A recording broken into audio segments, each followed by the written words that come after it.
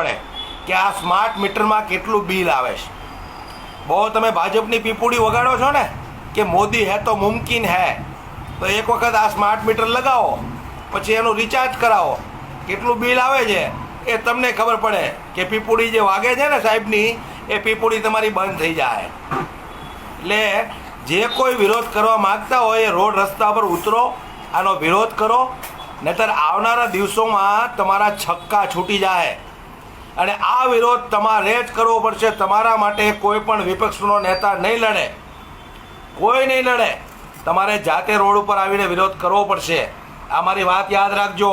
એક વખત મીટર લાગી ગયા એટલે આ મીટર નીકળશે નહીં.